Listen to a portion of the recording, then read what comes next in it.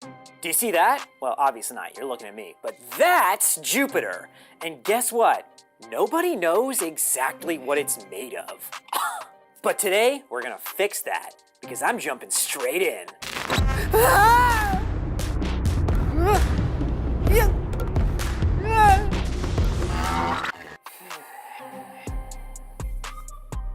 Would you like me to pull the information I have on Jupiter's composition? No, not now, Rico.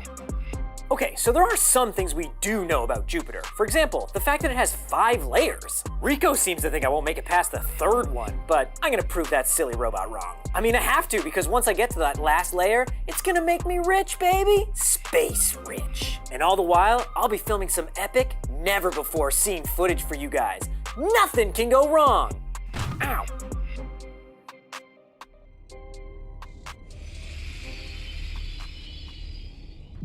Okay, we're heading off to Jupiter in a bit. I just have to refuel first. Rico, was there no other moon to make a pit stop? Ganymede is like so freezing out here. It's like a minus 130 degrees. Despite its sub-zero temperatures, Ganymede is an optimal landing choice, as it is the only moon in the solar system with its own magnetic field. Fine, well Jupiter has the answer to my refueling problems forever, so long as I get to its mystery core.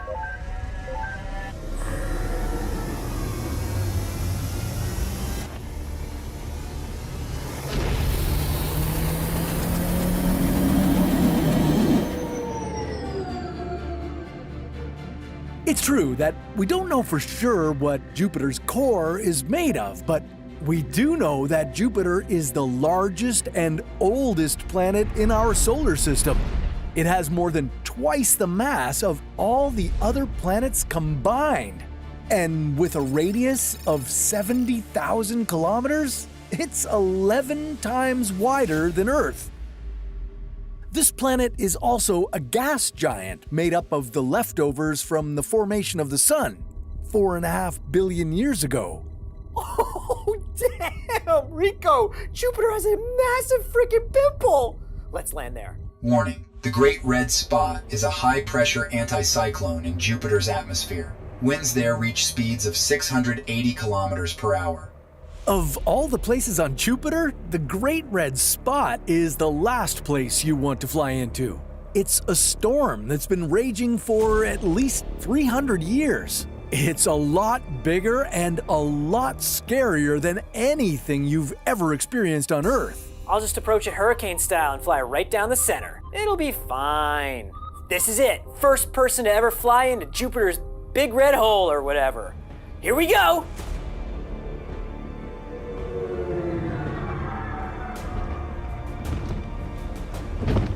Warning, temperature rising rapidly. Atmospheric temperature over 1,300 degrees Celsius. Rico, what's going on? System overheating. Cooling system. Rico?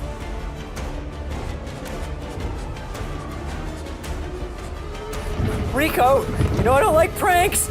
Stop messing around with me, man. This raging storm is so powerful, it creates sound waves that heat particles in the atmosphere and make this area 1,000 degrees hotter than the surrounding atmosphere. So, if you land here, you can count on, well, some discomfort. Okay, I can fix this.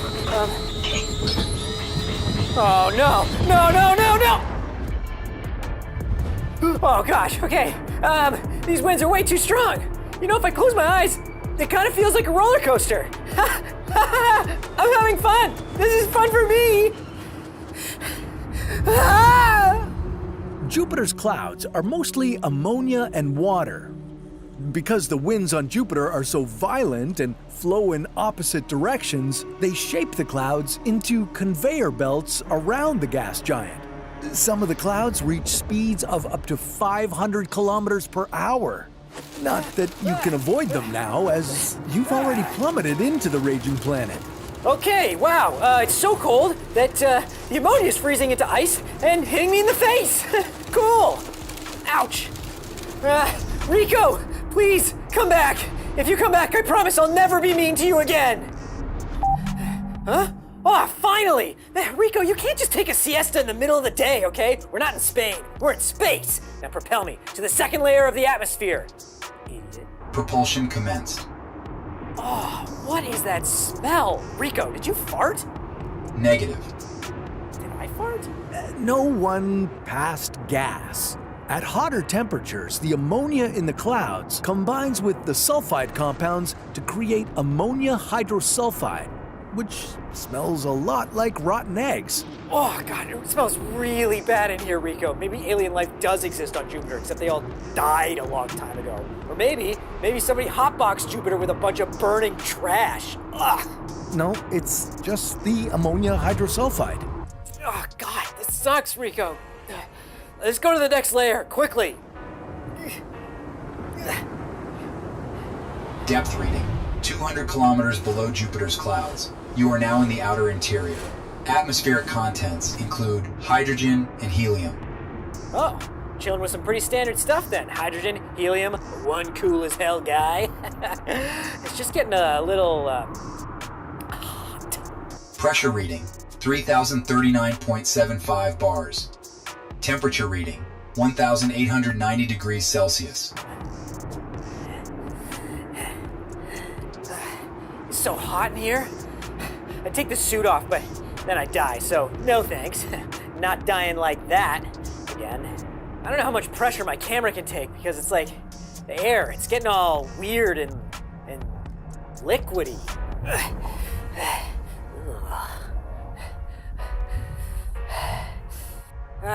This feels very tight in here. Imagine 100,000 cars stacked on top of you from every direction. That's what it feels like as you approach Jupiter's interior. The pressure is so intense that even hydrogen atoms can't withstand it. Under that immense pressure, hydrogen atoms shed their electrons and form a charged, electrically conductive liquid. Think about what that can do to the atoms in a human body. Think about it! Think about it! I'm living it, baby! And it hurts! Ow! Rico, quick! Bing! Cures for lungs being crushed by unreasonable amounts of pressure on WebMD. No cure available. Okay, search the Facebook comments. Negative. If left untreated, you will experience inevitable death via liquidation. Oh, God! Oh, I'm gonna be sick. Rico, open the space sick valve. There is no spacesuit sick valve in this model. What? What kind of crappy suit doesn't have a space sick valve? Ah! Oh, man. I feel really sick to my stomach. Nausea is not a symptom of high pressure. What? Yeah, maybe I should have mentioned earlier that the charged liquid hydrogen paired with Jupiter's rapid rotation creates one heck of a magnetic field. It accelerates charged particles to such high energies that anyone who enters Jupiter's magnetosphere is exposed to toxic radiation immediately. Luckily, Chase's spacesuit is strong enough to delay the effects for a little while. Great. So it's a race to what'll kill me first? The pressure, the radiation, or those droning voiceovers? Luckily, I've managed to make a few upgrades to my suit along the way, so I should be able to last about another 15 more hours. Rico, let's get going. What if guy, feel free to stay behind.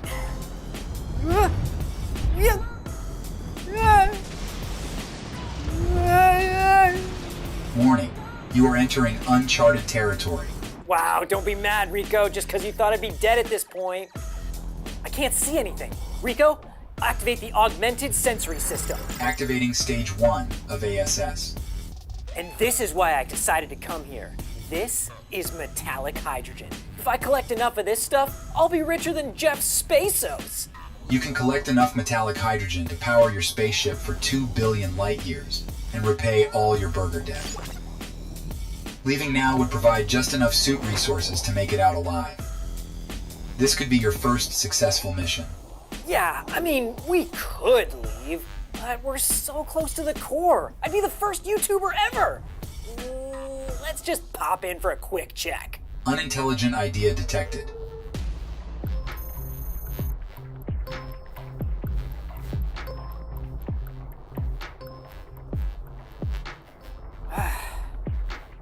Rico, I'm so bored. Are we there yet? You've been sinking for 4 hours. You have 8 more to go. Oh, God, I'm so bad with time management. Also, you have less than 9 hours of suit protection left. Well, I guess this is a good time to tell you guys to go like and subscribe. I'm trying to become the first YouTuber to explore all of space, so, help your boy out. If you like and subscribe, we can go do more of these cool videos. Approaching the planet's core. 5 minutes of suit protection remaining. Okay, gotta move fast. What do we got down here? Some sort of crazy alien life or super weapon, maybe like a Stargate or some crazy super material. Detecting ice, rock, and metal. Okay, that sounds like stuff you could find on Earth. Maybe I need a second opinion. Jupiter's core was made over 4.5 billion years ago during the creation of our solar system. Due to the extreme pressure and temperature, the core is not a kind of hard surface you might walk on. It's pretty liquid-like. 30 seconds of suit protection remaining. You know what? I don't want to hear any of this negativity, Rico. Just get me out of here, okay? Activate the specialized upflow cyclone kit. Suck not available. Suit protection failing. The suck sucks. And why is it so hard to breathe and so hot all of a sudden? Your suit protection is now depleted. You are now experiencing a pressure of 43,090,032 bars and a temperature of 29,095 degrees Celsius. The intense conditions are quickly crushing your lungs. You get crushed along with me, Rico. Well, it looks like pressure won out. But don't worry, Chase will be back. Did you know that Jupiter has 95 moons? And some of them are big, like planet-sized big. I'm gonna populate these big moons of Jupiter and see which one isn't gonna kill me.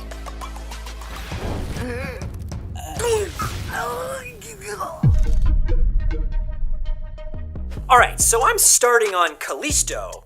It's the furthest moon from Jupiter, which means it also has the worst view. Ugh. Oh, no, that's nothing. Callisto orbit detected 1,883,000 kilometers from Jupiter.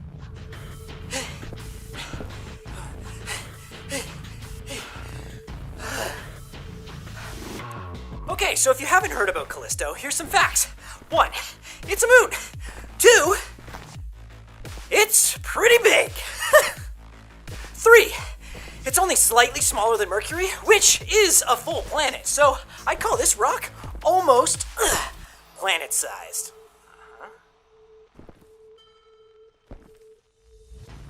Now walking on Callisto is fun because it's like walking on Earth's moon.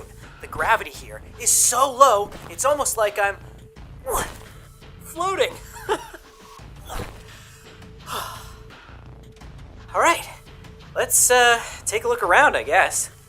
Terrain looks real bumpy. Billions of years of impact from asteroids and comets has made Callisto's surface the most heavily cratered in the solar system.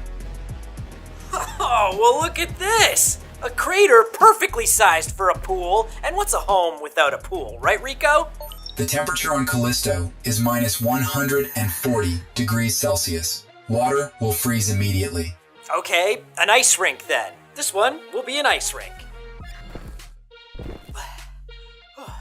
We'll heat this one to be a pool then. And,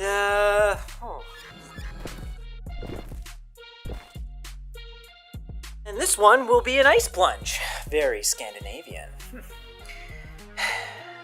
I'm getting to work.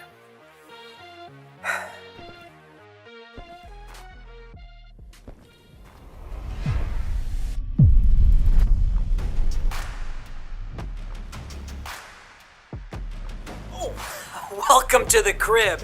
I know that I said that this was going to be the worst moon, but it's actually looking pretty nice. You see these pools over here? The only reason they stay intact is because there's almost like no geological activity on Callisto. That's right, no volcanoes, no earthquakes. It's kind of perfect here. Nothing can kill me. Foreshadowing.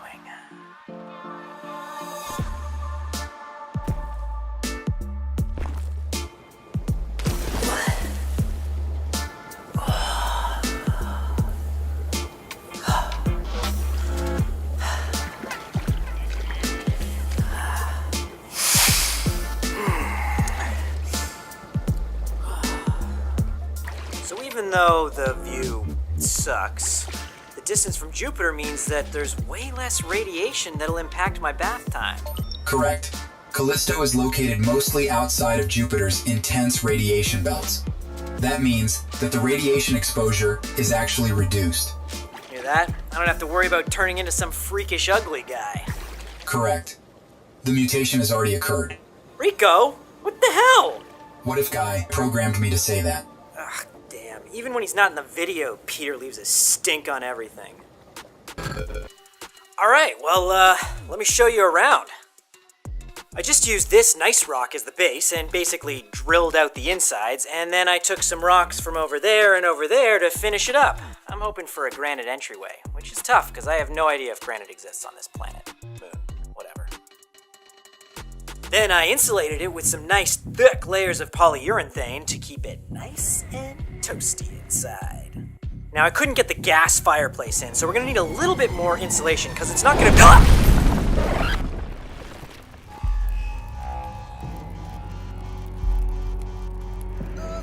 Well, at least this gives me extra building material.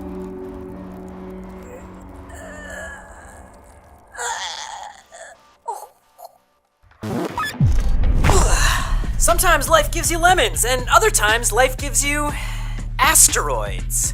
I would have preferred lemons, but you know what they say? Suck it, Chase, you don't get any lemonade. Fine. Current location, Ganymede, the largest moon in the solar system. Living on the biggest moon? Pretty cool. Very chic.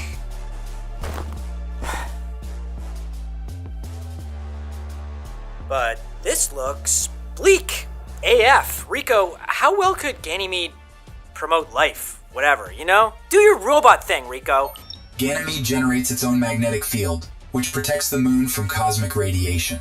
This is a very positive indication for sustaining life. Nice. No mutating for me here either. You could not mutate into a worse-looking guy. Dude, I'm gonna slap you, Rico. Another pre-programmed response. Yeah. Whatever, just keep talking about Ganymede. Ganymede also contains an underground saltwater ocean, estimated to be 100 kilometers deep. That is 10 times the depth of the Earth's ocean. Oh, okay. Oh, this is giving me some ideas. Yes, okay. I'll drill through Ganymede's 150 kilometer thick ice crust and tap that ocean water.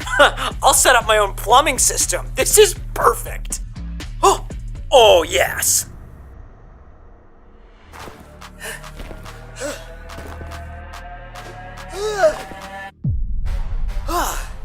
I'll build a shelter inside this crater. You know, it has a pretty nice hippie commune vibe.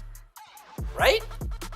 And sure, it is minus 180 degrees Celsius, but I'm pretty sure once this place gets populated with all those alien hippies, we'll warm each other up just fine.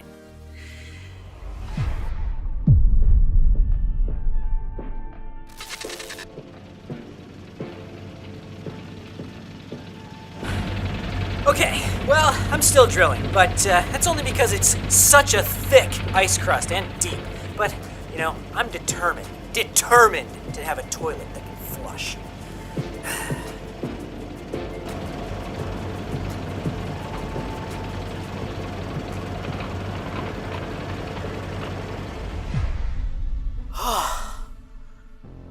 All this manual labor.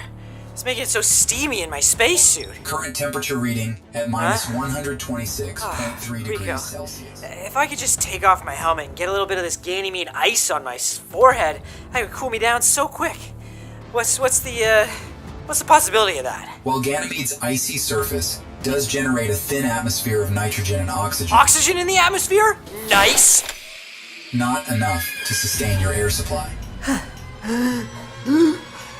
What? You should have said that way faster! Where'd I put my helmet?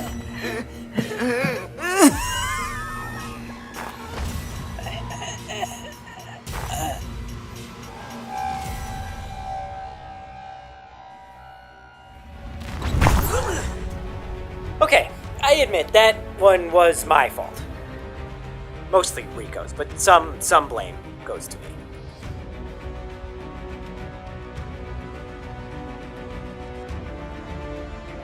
Alright, what is this, Europa? I thought Italy was supposed to have a lot more pizza and people.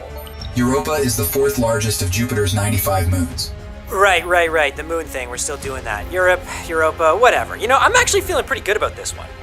Your intuition is correct. Europa has the highest chance of fostering life. But it's all ice. I mean, last I checked, life was a little bit happier in nicer, warmer climates. You know, somewhere with like a beach and like a 24/7 pina colada service. Negative. Europa has signs of water. Scientists discovered that this moon disrupts Jupiter's magnetosphere due to the presence of an electrically conductive fluid, most likely a large ocean of salt water. Oh, okay, nice. Well, but this time I am not drilling down for plumbing. I'd rather live in filth. Europa's surface is blasted with radiation. Enough time in here would mutate you into a worse-looking guy. Yeah, I got it, Rico. Thank you very much. God, I really gotta put a password on your code base. All right. Well, I guess I'll drill if I have to.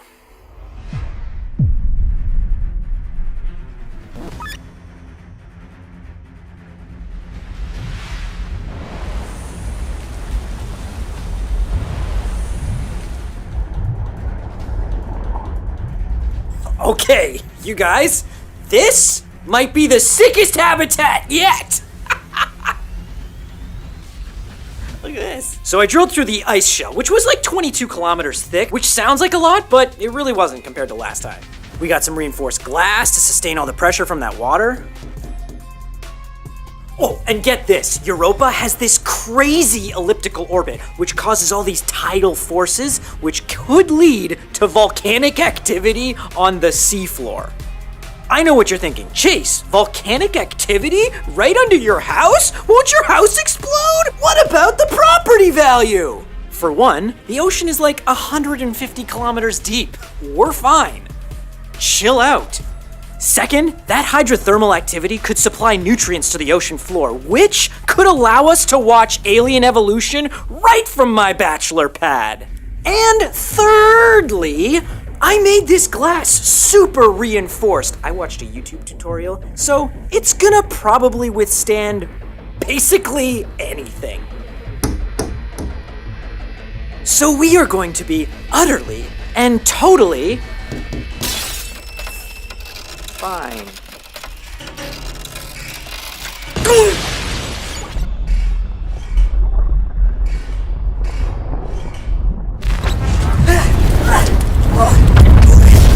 Rico, take me somewhere safe!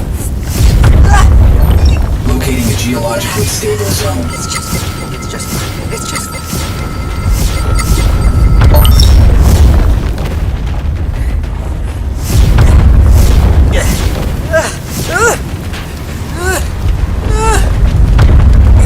Io is the most volcanically active body in the solar system. Oh, really? You don't say! Thank you, Rico! Some eruptions are hundreds of kilometers high. Yeah, thanks! Tell me something I don't know!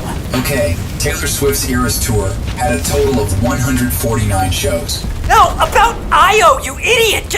Wait, were any of them on Io? I still wanted to get tickets. I love that song where she goes something about her boyfriend, or whatever. Io is forced into an elliptical orbit by the gravitational pulls of Jupiter, Europa, and Ganymede. Its proximity to Jupiter and this irregularity cause extremely unstable geological activity. Ah, dang. Okay, well, sounds like it's gonna be pretty difficult to live here, but Chase finds a way. Chase always finds a way. Ah!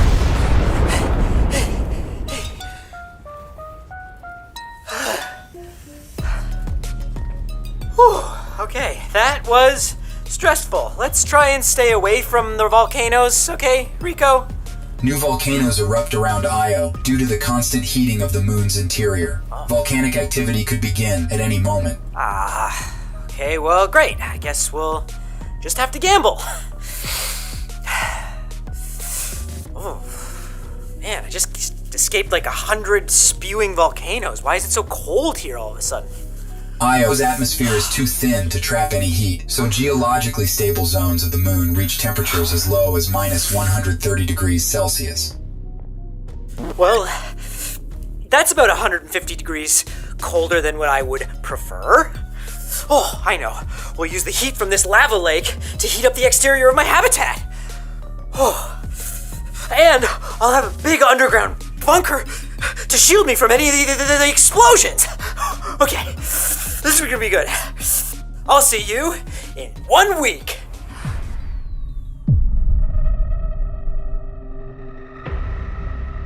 Hey guys, so I just started tunneling down to get my bunker. It's tough going, but it's gonna be worth it.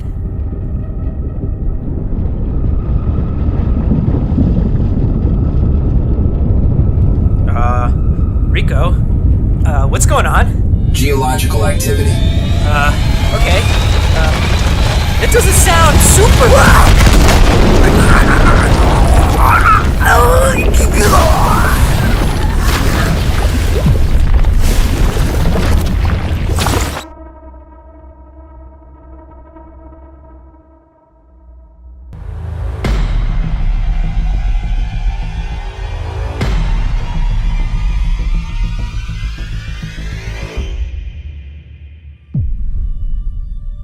Europa, the icy moon of Jupiter. A frigid world that would turn you into an astronaut popsicle. And an atmosphere that would take your breath away.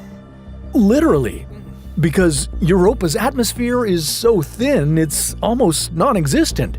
And while it's mostly made up of oxygen, this oxygen isn't breathable for you. You just wouldn't be able to inhale it in this extremely low-pressure environment.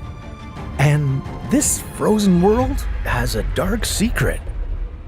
Deep under its thick crust of ice, it might just hide life. That's why we're sending a member of our team on a mission to explore Europa and find out if anything can survive in this unforgiving environment. Chase? We need you on this one-way trip to Jupiter's neighborhood. Mission Control, this is Chase, orbiting Europa and ready for landing. Did you know it would actually take you like 6 years to get here from Earth? But luckily, I'm already here, and I love finding new alien buddies when they're not trying to kill me. All right, Chase. Initiate the landing sequence. Already on it. Rico, start the landing sequence. I totally forgot. Landing sequence initiated. 500 meters and descending. 400 meters. 100. Touchdown confirmed. Oh, it's bright! It's bright! Oh, my eyeballs! That's strange.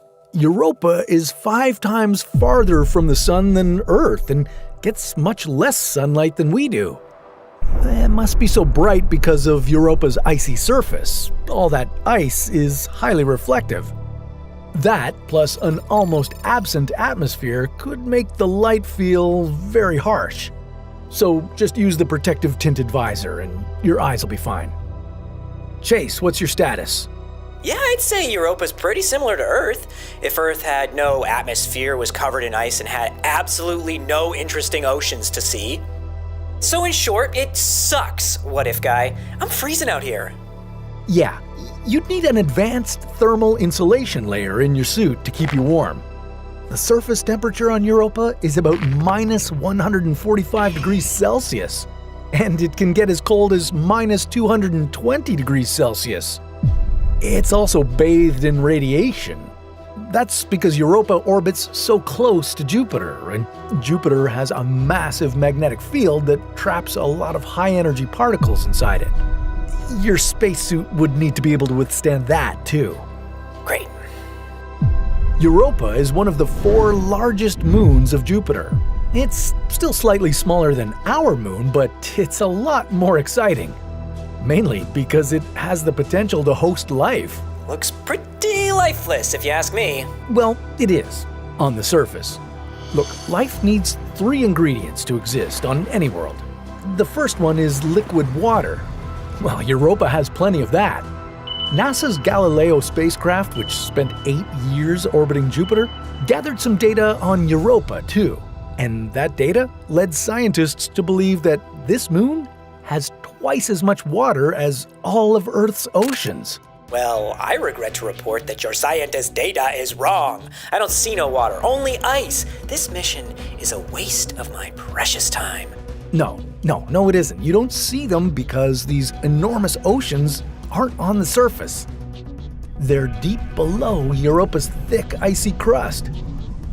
That brings us to another ingredient for life: energy. On Earth, life mostly gets energy from the sun, but that's not the case on Europa. First of all, because Europa is so far away from the sun, and secondly, because if there is life on Europa, it's likely we'd find it under the ice, where there's no sunlight at all. Europa gets its energy from the effects of tidal heating, and it has Jupiter to thank for that. Yeah, the enormous gravity of the solar system's biggest planet is constantly pulling on Europa, bulging and cracking its ice. This causes friction, and the friction heats this moon from the inside. That's why Europa's subsurface ocean doesn't freeze over like the rest of this frigid world. Europa might also have hydrothermal vents on its ocean floor, just like Earth does. These vents spew out heat, energy, and chemicals, potentially creating a habitable environment around them. The last ingredient for life is chemical elements. Most living things are made up of stuff like carbon, hydrogen, nitrogen, oxygen, phosphorus, and sulfur. And based on the data we collected about Europa, this moon's got all that. But of course, no one has ever been on Europa to confirm this. Until now. And what's that? Yeah, those are Europa's famous cryovolcanoes. These volcanoes don't erupt with lava, but with water and ice. Ice volcanoes? That's sick! Oh my god. Okay. So how do you suggest I find life here? This ice looks thick. Yeah, you'd have to drill through it. And you'd need special equipment, like a high-performance drill designed for extreme cold, electrically powered by a portable nuclear generator, lightweight with a heating mechanism and a sample retrieval system. Right, great. So just like the everyday stuff that you would just happen to carry around with you on your spaceship. No, I'm serious. I happen to have that on my spaceship. I have the best drill in the universe. I'm so excited to meet who's down here. Well, hold on. The chances of seeing any kind of life with your own eyes are slim. Because that life, if it exists, is likely microscopic. But if you get a sample of that salty water, well, you can examine it and maybe find traces of microorganisms. That's not how I pictured this mission, but since we're here, let's do this. While you can't improve the odds of seeing aliens on Europa, you can increase the opportunity of seeing more of Chase's epic adventures on What If. We've already traveled with him to Titan, Venus, even Uranus, and there's so much more we want to show you. That's why we launched our What If Explorers Club on Patreon. That's where we give you the top secret behind the scenes, extended director's cuts, mind-blowing art, epic merch discounts, and our endless love and gratitude. Support us on Patreon to get exclusive content and help us send Chase to his death. Over and over and over again. Hey! I don't feel so good. I think I might puke. Your body temperature is rising. You're experiencing the symptoms of radiation poisoning. I did warn you that radiation levels on Europa are high.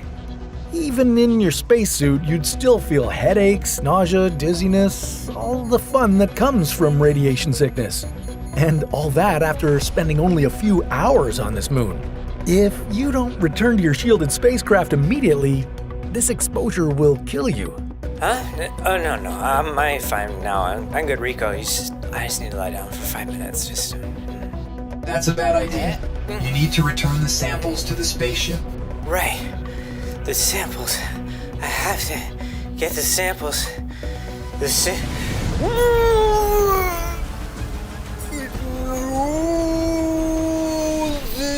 is still so sick.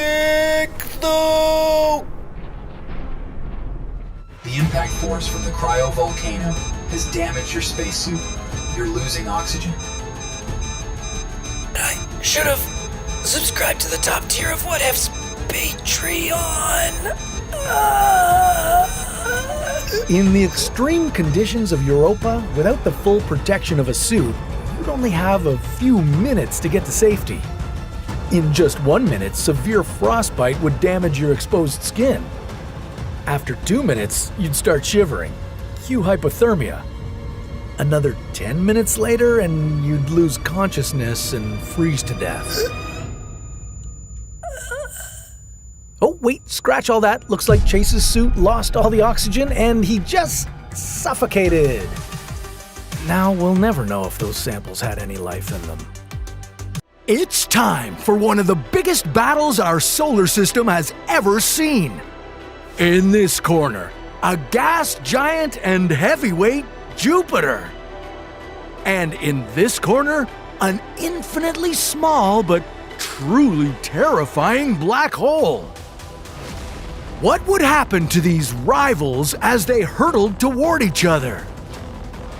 Why would this event cause Earth to be bombarded by asteroids?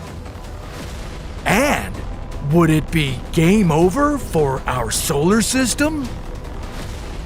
This is What If, and here's what would happen if Jupiter collided with a black hole.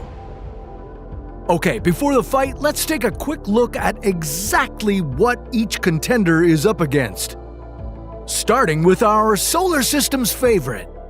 Jupiter is the 5th planet from the Sun, located about 740 million kilometers from it. This gas giant is the largest planet too. It's about 318 times more massive than Earth and twice as massive as all the other planets in our neighborhood combined. But looks can be deceiving. Compared to its opponent, the heavyweight Jupiter isn't all that heavy. Stellar black holes are a lot smaller than our gas giant, but they sure can pack a punch. The thing about black holes is that they are dense, incredibly dense. All of their matter is contained within an infinitely small point known as a singularity. And inside this tiny region, all concepts of time and space fall apart. And like any object with mass, black holes have gravity. A lot of gravity. Most black holes are remnants of massive stars. They're called stellar black holes, and they range from 3 to 10 solar masses. But because they're so dense, if a black hole with 10 times the mass of our Sun appeared in our solar system, it would only be 60 kilometers across. So, would our gas giant Jupiter stand a chance to defeat its tiny but immensely powerful contender? Or would it just be another object lost inside the black hole's point of no return? Everything in the universe is moving through space at breakneck speed, and naturally, that includes the Sun and the rest of our solar system. We're whizzing across the cosmos at about 720,000 kilometers an hour. And in this galactic dance, another star may come close enough to us to influence the outer regions of our solar system. Or worse, we might run into one of the nearly 1 billion black holes rampaging around the Milky Way galaxy. Of course, the chances of this happening are slim. The closest star in our neighborhood is over 4 light years away, and that's far. Scientists think that there's only a 1% chance that another star will ever come close enough to disrupt the edges of our solar system. The chances of a rogue star coming close enough to mess with Jupiter are even lower. But it could happen. At first, as this stealthy force of destruction swung toward us, the black hole would disrupt the Oort cloud. This area surrounds our solar system like a giant spherical shell, and it's filled with icy objects.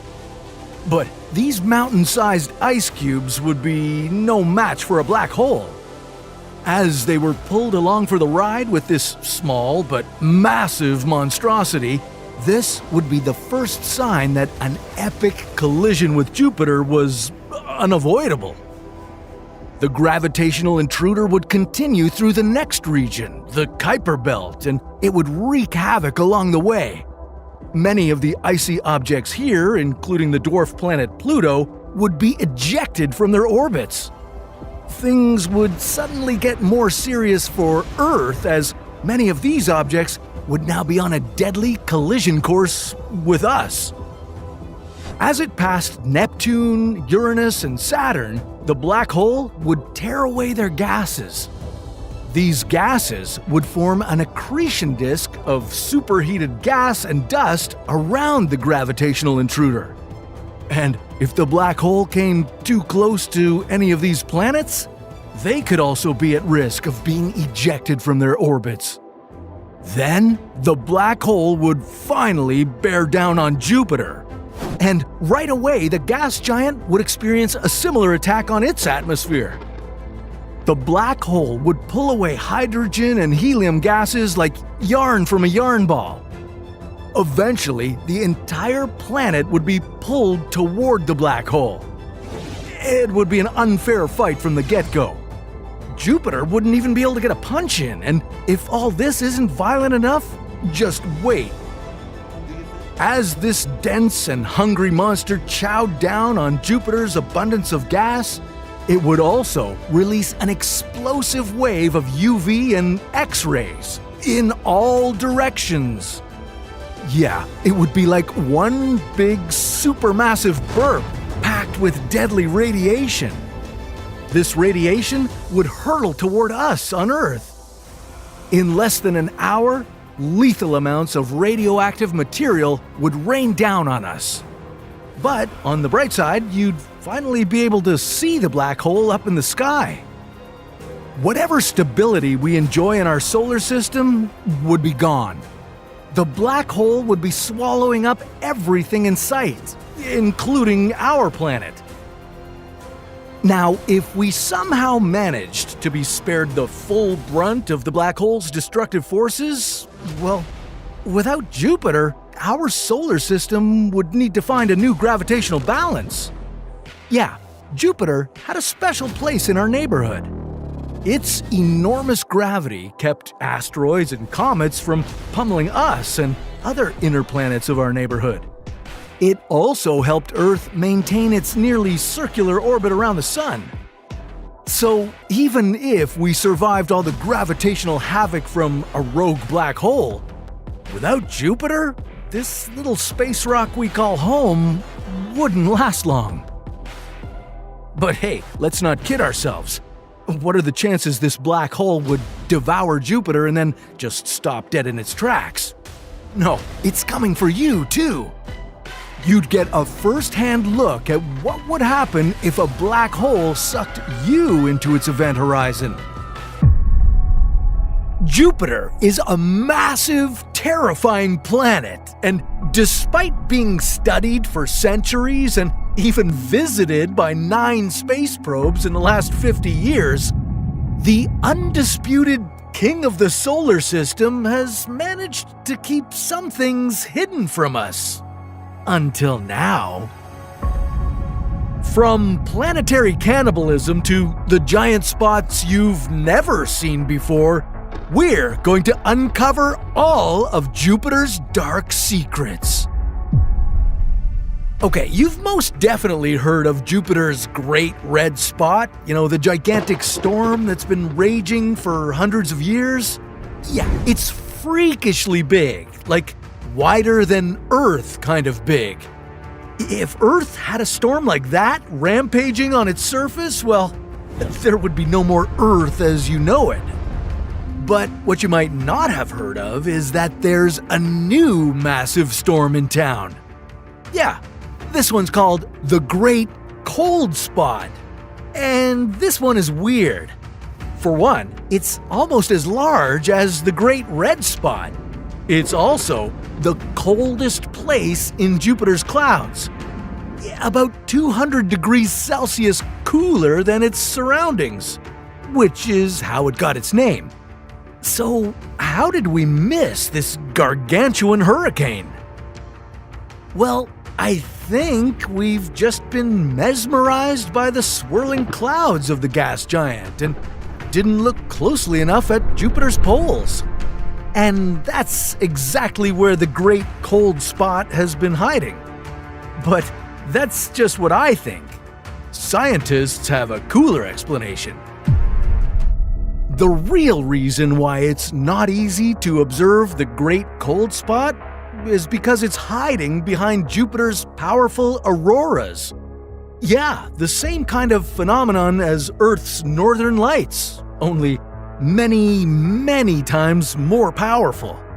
On top of that, unlike the Great Red Spot, which is not eager to change much, the Great Cold Spot is volatile. It's constantly growing bigger and smaller and bigger, changing its shape in a matter of weeks, even days. Try to keep up with that. And scientists still don't fully understand how it formed. I mean, we know that the Great Red Spot is powered by Jupiter's swirling gases, but the Great Cold Spot could be fueled by auroras. And Jupiter's auroras would be a remarkable sight to see. They aren't exactly like the ones on Earth. We get our space light shows thanks to the sun's solar wind, but Jupiter's auroras don't rely much on the sun. They appear thanks to the charged particles inside Jupiter's unimaginably huge magnetosphere. Most of these particles come from Jupiter's volcanic moon, Io. If the Great Cold Spot is really formed by auroras, then it might be thousands of years old. Way older than the Great Red Spot. And it's not the only mysterious spot lurking in Jupiter's deadly atmosphere. Among the gas giant's beautiful swirling gases, there lies a dark vortex with an intriguing name: the Great Abyss. This is one of the most baffling features scientists discovered on Jupiter. And let me remind you, we've sent 9 probes to this giant. From Pioneer 10, the first spacecraft to fly by Jupiter in 1973, to Juno, the most recent space probe to do an in-depth study of the planet. It took Juno 20 passes to finally notice and capture this dark center of the Great Abyss. And yet, scientists don't know exactly what this pitch-black hole is or how it formed. I would call it Jupiter's Great Black Hole, but I guess that name would be a little bit confusing. Besides, the Great Abyss isn't anything like a black hole. It's the very dark center of a vortex. It might run deep, but at least it wouldn't suck you in like a black hole would. Likely not. Jupiter's atmosphere is horrifying. The gas giant is mainly made of hydrogen and helium, but its clouds are a lot more dangerous than that. On the top, it's all ammonia ice, and as soon as you dive deeper under the colorful patterns, you'd likely encounter ammonium hydrosulfide crystals. And at the very deep depth of the gas giant, there's water ice and vapor. Yeah, that's right. Jupiter doesn't have a solid surface. And it's freaky. Jupiter is basically a frigid, cold cloud floating in space, with a large hydrogen ocean at its center. Yet it's the biggest planet in the solar system. More massive than all other planets combined. Then there are winds. Jupiter's winds are ridiculously scary. They're strong enough to blow more than 3 Earths worth of material around the planet. At the equator, they go as fast as 540 kilometers per second. And deep into Jupiter's atmosphere, these winds might be blowing Jupiter's magnetic field off. Jupiter's magnetosphere is gigantic. It's 21 times the diameter of Jupiter itself. No other planet in the solar system can boast a stronger magnetosphere than Jupiter's. And as if that's not enough, this gas giant has not 2, but 3 magnetic poles. One at the North Pole, another one at the South Pole, and the third one lies near Jupiter's equator. It was just recently discovered by Juno and was dubbed the Great Blue Spot. I mean, is it just me, or could Jupiter's spot names use a little variation? Scientists have noticed how the gas giant's magnetic field changes over time, and now they think the intense winds might be causing these changes. Well, that's just mind-blowing. But you know what's even more stunning than that? It turns out Jupiter is a planetary cannibal. In the early days of our solar system, the gas giant was one of the first planets to form. It really explains why it's so gigantic, but despite being so gassy, Jupiter has a lot of heavy elements inside it. And thanks to Juno, we now know that this monstrous planet has about 30 Earths worth of heavy elements in it. All because Jupiter is literally gobbling up other planets. Okay, they're not exactly planets, more like planetesimals. These are clumps of dust and rock that can be hundreds of kilometers across. If Jupiter hadn't eaten them for breakfast, well, these clumps could have become a new planet, like Mars or Earth. Just imagine what having another rocky planet in the solar system would be like. Well, sure, it could have pushed Earth out of the habitable zone. Or this new planet could have crashed into Earth, leaving us without any chance to thrive here. But it could also be pretty cool if there was another Earth-like world nearby. I wouldn't mind another planet like Kepler 22b wandering around the solar system. Jupiter, one of the most mysterious planets in our solar system. This gas giant is massive enough to alter our galaxy in strange and terrifying ways. It's also equipped with a massive red spot that has the most dangerous storm in our solar system. Jupiter is one of our favorites here at What If, and we love manipulating it in tons of strange ways. And today, we're going to do just that. We'll go through different scenarios where we alter, swap, and move Jupiter. Maybe we'll even take some features of the planet and bring them down to Earth. How could this destroy our solar system? And how does this gas giant protect Earth? Well, let's start with our first scenario. One that brings us into a world where Mars and Jupiter switch places. I don't know what that is. What is it? The delicate balance of the entire solar system exists in a gravitational dance between planets. Swap the orbits of two of them and you could end up wreaking all kinds of havoc. What would happen to a rocky red planet stuck between two gas giants? How would Earth react to a gigantic new neighbor? And why would a big shift in gravity trigger an asteroid apocalypse? This is What If, and here's what would happen if Jupiter and Mars switched orbits. The Sun and Jupiter are the two largest objects in our solar system. The gravitational forces of these behemoths influence each other's movements, and they have a big impact on the movement of all the other planets, moons, and asteroids in our cosmic neighborhood. On the inner side of this belt is the fourth planet from the Sun and our neighbor, Mars.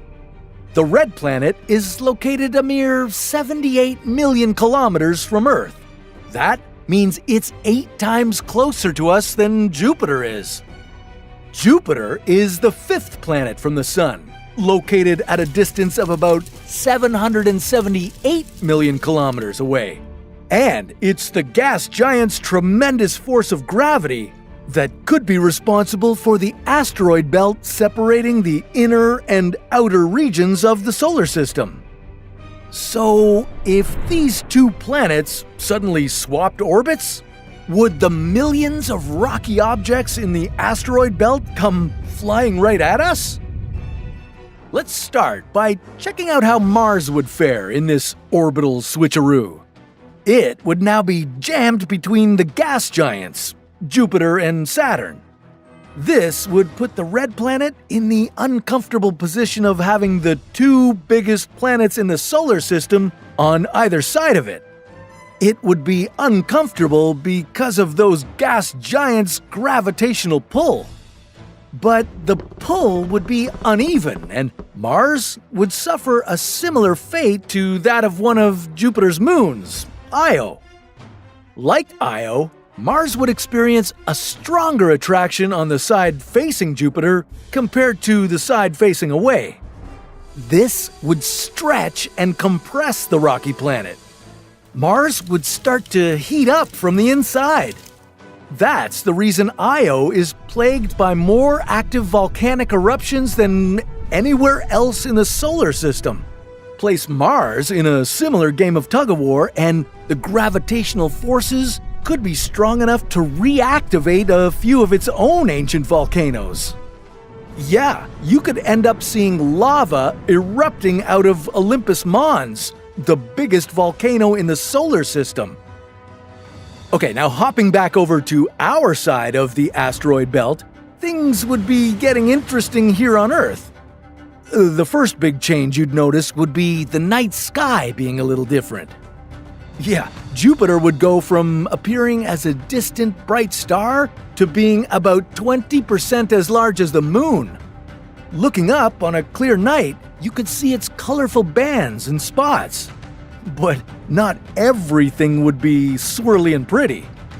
In its new real estate, right next door, Jupiter's gravitational impact on Earth would be about 64 times stronger than it is now. You know, Jupiter already impacts us from a distance. Every 405,000 years, its pull, along with Venus's, is responsible for droughts and intense rain. With it being this close, the effect would be more extreme and the consequences deadly. Caught between the Sun and Jupiter, our planet would experience cataclysmic problems with tidal bulging. So, what you once knew as a lovely, habitable home would transition into a volcanic hell. And that wouldn't be the only hell unleashed. With Jupiter suddenly on the opposite side of the asteroid belt, all those millions of rocks would be pulled in new directions toward it. And that would set more than a few on a crash course with Earth. The objects in the asteroid belt range in size. On the massive size, there's the dwarf planet Ceres. It's about 25% the size of our moon. And of the asteroids, Vesta is an unwieldy 530 kilometers across. But an asteroid wouldn't even need to be anywhere near that large to hit Earth and trigger the apocalypse. A collision with one as small as 1 kilometer could be the end for us. If an asteroid about 10 kilometers across crashed into our planet, it would result in the sun being blocked out for a year or more. And without sunlight, we'd experience what's known as impact winter. Temperatures would drop and photosynthesis would stop. This would lead to the mass extinction of plant, animal, and human life. Thanks, Jupiter. Now let's see what else this crazy planet has up its sleeve. Remember that giant, scary red spot on Jupiter? What would happen if we took that storm and unleashed it on Earth? Let's check it out. Jupiter is home to some big storms, like the massive Great Red Spot, which has been swirling on the gas giant for centuries. Why don't we bring it to Earth and see what happens? How long would this megastorm rage? How would it blow the socks off every other storm our planet has ever seen? And why would you want to be at the center of it all? This is What If, and here's what would happen if Jupiter's storm existed on Earth. The Great Red Spot is the largest storm in our solar system, and it's responsible for giving Jupiter its iconic Great Red Spot. Spanning 16,000 kilometers across, this storm is nearly 1.5 times wider than Earth. And it reaches towering heights of 500 kilometers into Jupiter's atmosphere. Scientists have been able to observe this storm for 200 years now. Though it's likely that the storm is much, much older than that. More recently, the Great Red Spot appears to be changing shape and shrinking. But whether it's getting smaller or not, how would this great storm look on Earth? Would our entire planet, from surface to space, be blanketed in a storm that would rage on forever? The Great Red Spot isn't the only storm on Jupiter, but hauling over all the gas giant's storms would be a little too devastating for our planet. You'd see massive cyclones on both the north and south poles if you did. And those big bad cyclones would be surrounded by several smaller cyclones. Though smaller wouldn't mean much compared to what you might be used to. They would have wind speeds that reach up to 350 kilometers per hour and be about 1.5 times stronger than a Category 5 hurricane. The Great Red Spot on its own would be more than the Earth could really handle anyway. This storm is so tall that it would reach the International Space Station. That's more than 400 kilometers straight up. In total, this massive storm would cover about 40% of the Earth's surface. And given what we already know about its existence, it wouldn't appear to be going away anytime soon. Scientists observed that on Jupiter, the Great Red Spot usually hovers at the same latitude. That's because it's likely held in place by two cloud bands in the planet's mostly hydrogen and helium atmosphere. If this happened here on Earth, the unlucky countries that fall along this line of latitude would be plagued by this forever storm. Imagine the Great Red Spot perpetually orbiting around the equator. If you lived somewhere like Brazil, Uganda, or Indonesia, you'd have to be constantly on the move. You'd need to stay within the eye of the storm. Or else, at least in there, you'd be dealing with some relative calm compared to what's going on around it. On its outermost edges, the winds of the Great Red Spot would reach speeds between 430 to 680 kilometers per hour. Even at the low end of that, these winds would be twice as fast as the strongest hurricanes on Earth. But what a sight it would be to gaze at this storm from a distance. You'd see a tower of clouds reaching all the way up to space. Wherever it hovers, it would block out sunlight, potentially lowering temperatures around the globe. Not much within the storm's path would stand a chance of survival. This goes beyond trees and your home being swept away. Skyscrapers and high-rises are the last places you're going to want to be. It would release unprecedented amounts of rain, displace millions of people, and could result in a never-ending series of devastating mudslides and floods. It would be so powerful that several smaller but still devastating storms could form around its edges, creating even more chaos. But could the Great Red Spot really rage on forever and ever? Well, thankfully, on Earth, it likely wouldn't. When large hurricanes form over warm ocean water, they pick up strength until they make landfall. At this point, they lose their primary fuel source, moisture. On a gaseous planet like Jupiter, the Great Red Spot doesn't stop because it doesn't have any continents to collide with to rain on its stormy parade. And while you may know this storm by its iconic red color, it wouldn't necessarily stay red on Earth. Since our atmosphere mostly consists of nitrogen, oxygen, and other trace elements, it could appear blue or whitish to you. Okay, so now let's kick this up a notch. Instead of just relocating the red spot to Earth, what would happen if Jupiter's entire atmosphere transferred over to our planet? Where could you be safe from these toxic winds? How would you breathe? And how would the Great Red Spot wreak havoc on Earth? This is What If, and here's what would happen if the Earth had Jupiter's atmosphere. The gas clouds churning around Jupiter contain some of the most toxic elements ever known. So, what's in this gaseous cocktail?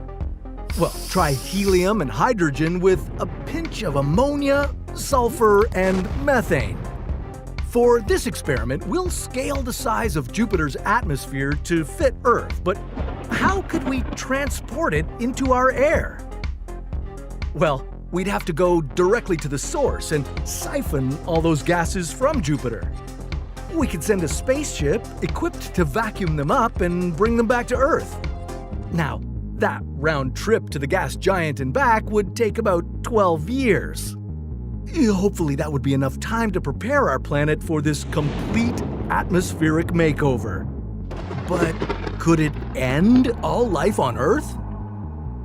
Adding Jupiter's atmosphere to Earth's would put a lot more hydrogen in our air, creating a dangerous mixture. High above, explosions would rock the skyline with force so powerful it would shake the ground. Oh, and did I mention we're increasing Earth's gravity a bit too? Well, yeah. Otherwise, all those gases would escape into space through the farthest layer, the exosphere. This boundary between space and the atmosphere is razor thin. Enjoy this view of our mini Jupiter because from here, it only gets worse. Go one layer down and you'd be in the thermosphere. Here, particles heated by the magnetosphere create the glowing aura that surrounds Jupiter. So Earth would have that now.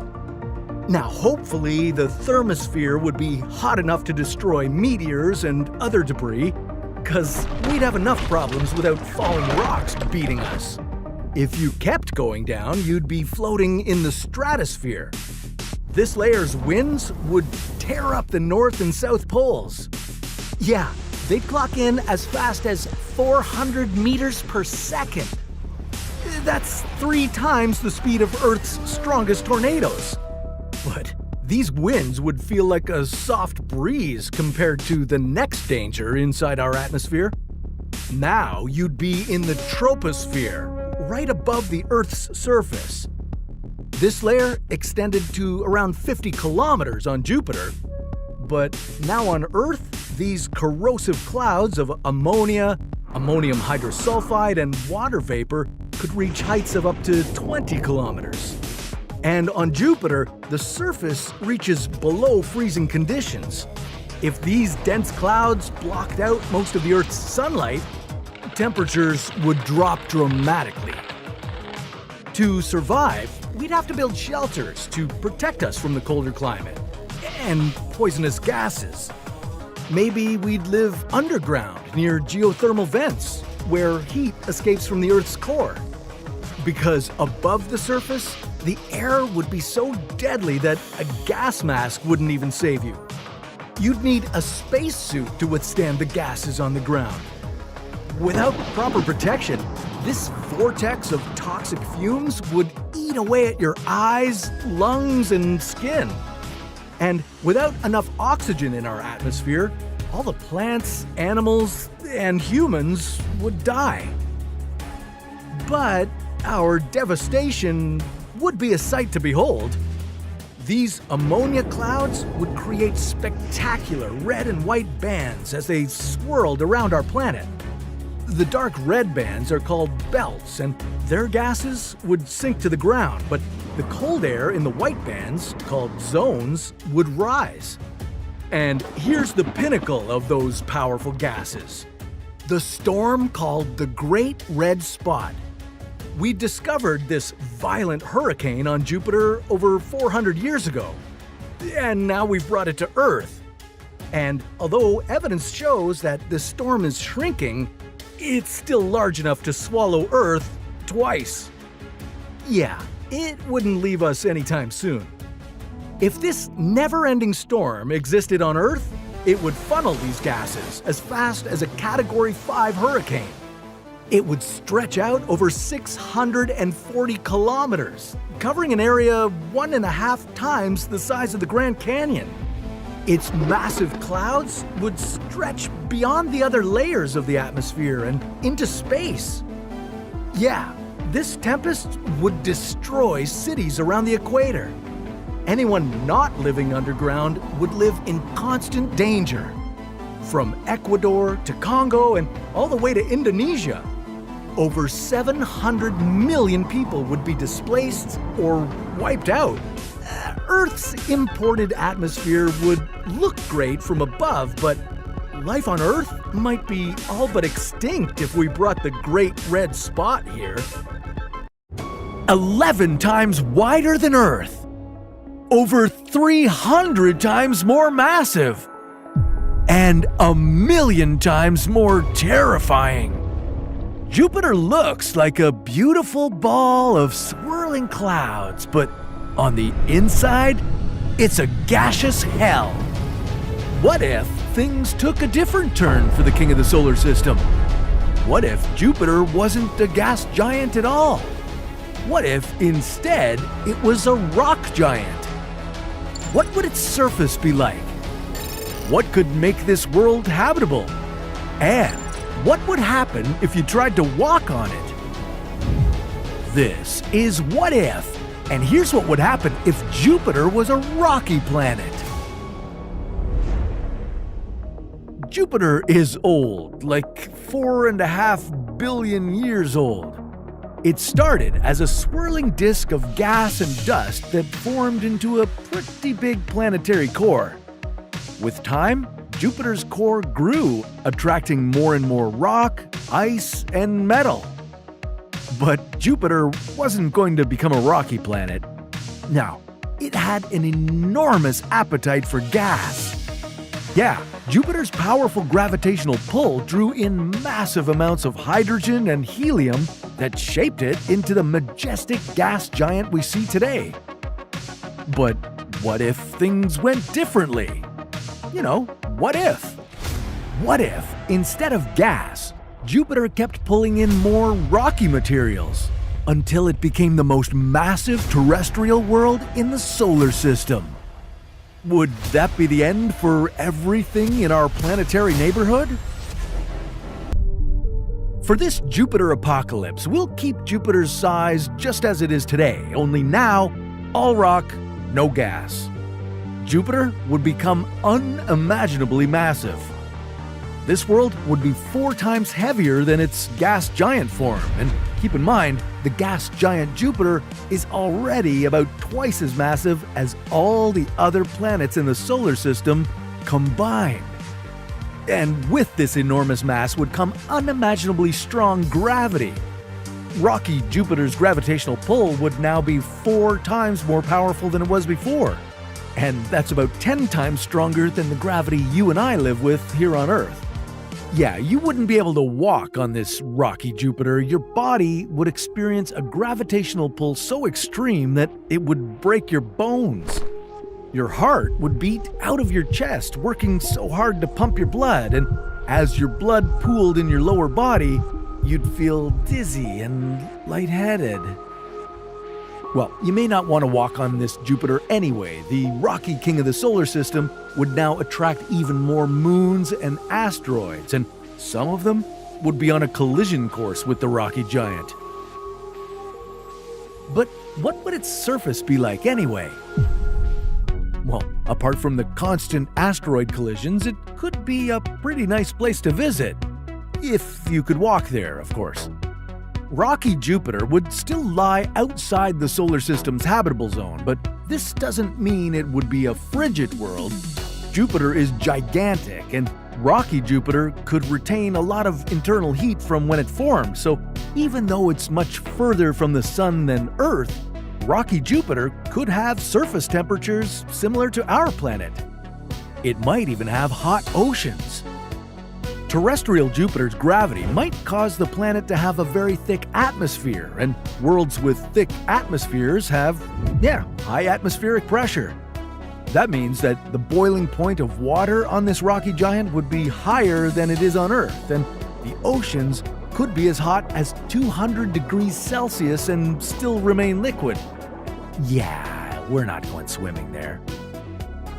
Even if you could somehow walk on this world, you wouldn't want to breathe on it.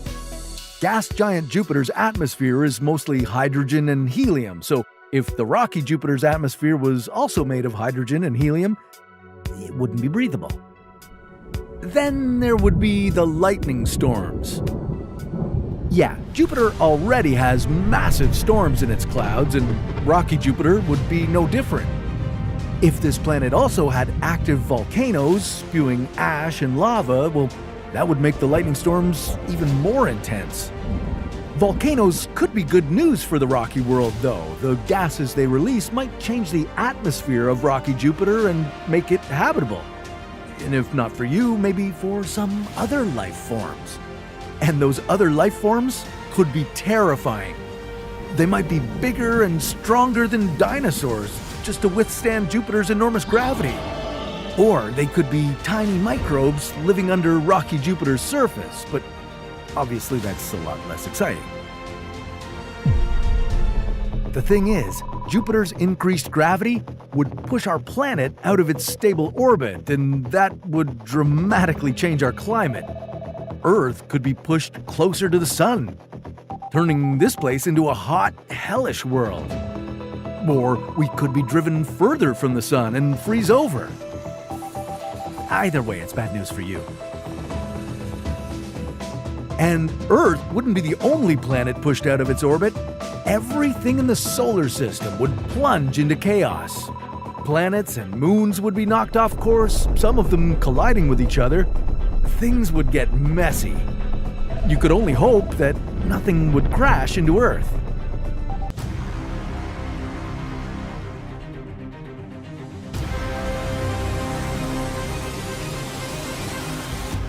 The biggest planet in the solar system has gone rogue, and now it's heading straight toward Earth. You have 30 days till this gas giant wipes us all out. What speeds would Jupiter be traveling at? What kind of havoc would it wreak along the way? And is there any way we could survive getting eaten by a planetary Pac-Man? This is What If, and here's what would happen if Jupiter collided with Earth. In our night sky, Jupiter appears a lot like a bright star. From our earthly point of view, only Venus and the Moon are brighter. But something strange is going on 588 million kilometers away. Jupiter has ramped up its speed to 225 kilometers per second. That's 15 times faster than its usual orbital velocity. So now, this gas giant, 11 times larger and 317 times heavier than Earth, is on the loose. And it's going to speed right at us until it's filled up the entire night sky. But don't worry, you could already be dead long before those 30 days are up. As it moved toward Earth, Jupiter would first pass through the asteroid belt. This region between Jupiter and Mars consists of hundreds of thousands of rocky bodies, ranging from tiny dust particles to asteroids almost 1,000 kilometers in width. But none of these would do anything to slow down the gas giant. The average distance between these asteroids is about equal to 7 Jupiters in a row, so there's a chance the planet could pass through completely unscathed. And in our night sky, Jupiter would now look double its usual size. Which doesn't seem like a whole lot to make everyone panic, but that doesn't mean it wouldn't cause a little bit of chaos on its trip. You see, Jupiter is vital to our solar system and to life on Earth. It acts as a gatekeeper to our cozy planetary neighborhood, protecting us from being bombarded with giant, life-ending asteroids all the time. Why? Well, because Jupiter's gravitational pull is massive, about 4 times stronger than Earth's. This strong pull redirects asteroids that could be on a collision course with us. And this is good news for you because even one asteroid as small as 5 kilometers across could end life on Earth as you know it. Just like what happened to the dinosaurs around 66 million years ago. But if Jupiter suddenly started heading toward the center of the solar system, it could send many dangerous space rocks our way. If one of them smashed into Earth, you might not live long enough to see Jupiter swallow Earth. But for the sake of our hypothetical scenario, let's keep you alive. For now. While sending asteroids on a collision course with Earth, Jupiter could also pick up a new moon or two. The asteroid belt is home to the only dwarf planet in the inner solar system, Ceres. It has about 25% of the total mass of the entire belt. Maybe this dwarf planet would join the 79 other moons that make up Jupiter's very faint ring system. Next stop would be Mars, and now Jupiter would appear almost 4 times larger than usual from Earth. Now, while the red planet could be lucky enough to avoid being obliterated by a head-on impact with Jupiter, it might not make it out untouched. Maybe the newly added moon, Ceres, would slam into it. And this wouldn't be Mars's first rodeo either. About 700 million years after the formation of our solar system, a huge asteroid even larger than Ceres collided with Mars. That collision tore away part of the Martian hemisphere, and the debris from that asteroid started orbiting the red planet, eventually forming its 2 moons, Phobos and Deimos. These moons still orbit Mars today. Now, at 16 million kilometers away, Jupiter would be closing in on the home stretch. From Earth, you'd see it bright and clear, as large as the moon. And from this point on, you'd start to feel some of the effects of Jupiter's powerful magnetic field. This field is the largest object in the solar system, and it's 18,000 times more powerful than Earth's. It would be so strong that it could trap charged particles and accelerate them. These particles would damage electronics in our passing spacecraft, and they could potentially penetrate Earth's atmosphere and magnetic field. And that would be really bad news. Now, you were lucky to avoid one of these planet-killing asteroid collisions, but now you and everyone else on planet Earth would start to suffer from severe radiation sickness. First, You'd be incapacitated by nausea, diarrhea, and vomiting. You'd also feel anxiety, confusion, and could lose consciousness. After a few torturous hours, you'd start to feel okay. But then, the final stage would kick in. You'd experience tremors and convulsions before ending up in a coma, or worse. If somehow you survived this, the ultimate end would draw nearer and nearer. Now, only 2 million kilometers away, the Great Red Spot would be the same size as the Moon, and the planet itself would appear 8 times larger than that rock above us. Earth would now be caught in a violent game of tug-of-war between Jupiter and the Sun. This could cause tidal heating all around our planet. Earth could become a hellhole, riddled with earthquakes and volcanic eruptions that would spew sulfur dioxide gases into space. All the while, Jupiter would be making its final approach. Now, as close as the Moon, it would occupy 40 times more space in our night sky. And as it crashes into Earth, the atmospheres of both planets would compress. This would rapidly increase the temperature, causing everything on Earth, including the air itself, to burst into flames. And in this colossal inferno, Earth would burn up in Jupiter's atmosphere until we fuse with the gas giant forever.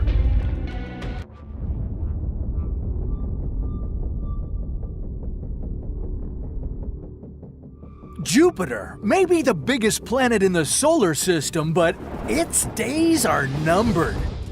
Because today, we're using Earth's biggest, baddest bombs to blow the gas giant into oblivion. How many nukes would you need to do the job? What obstacles would these rocket-bound bombs encounter on the way? And would one nuclear explosion ignite the entire planet? This is What If, and here's what would happen if we nuked Jupiter. Nuclear weapons are so powerful that even the low-yield versions, like those dropped on Japan by the United States in World War II, have the explosive equivalent of 15 to 20 kilotons of dynamite each. What makes them so volatile is that they harness the intense energy-releasing power of nuclear fission or fusion. These are the same processes that happen in our very own sun.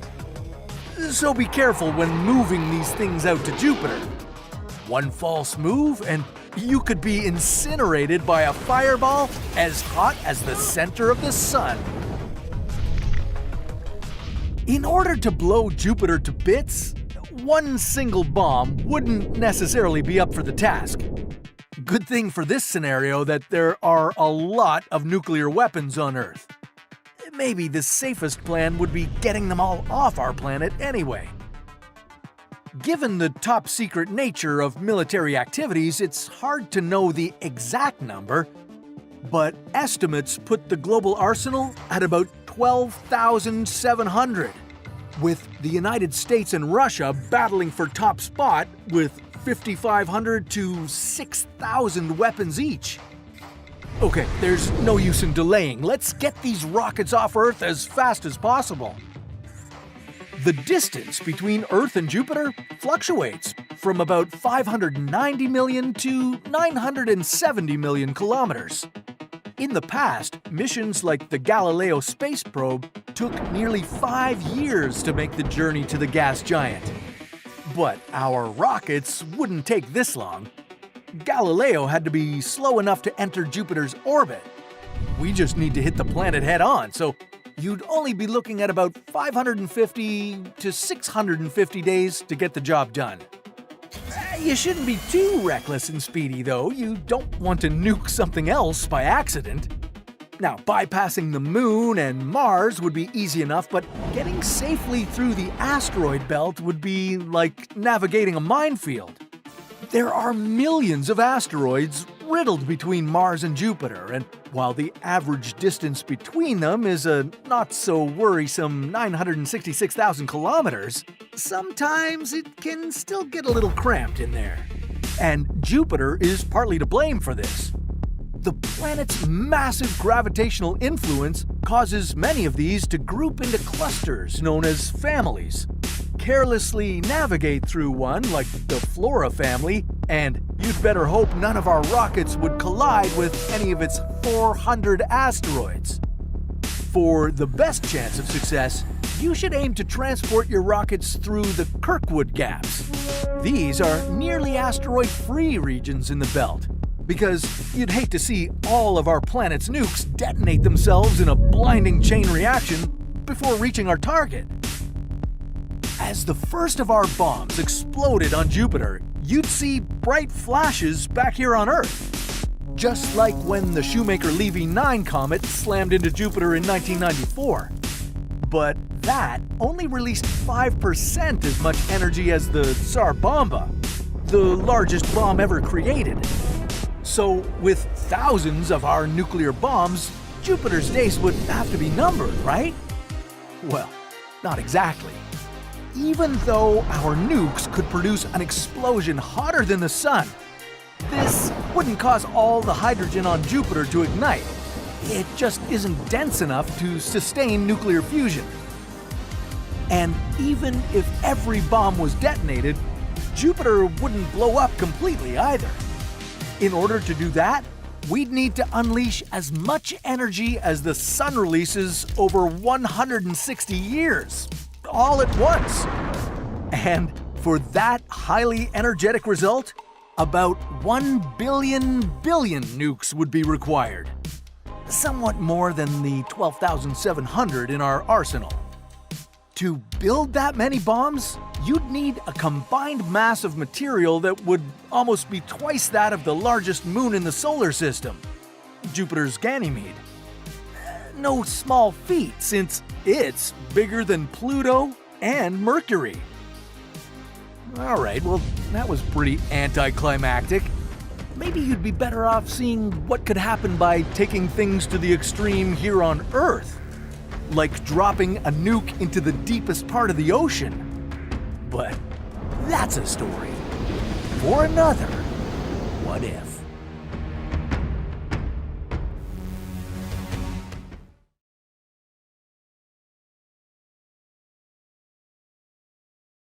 Do you see that? Well, obviously not, you're looking at me. But that's Jupiter. And guess what? Nobody knows exactly what it's made of. But today, we're gonna fix that, because I'm jumping straight in.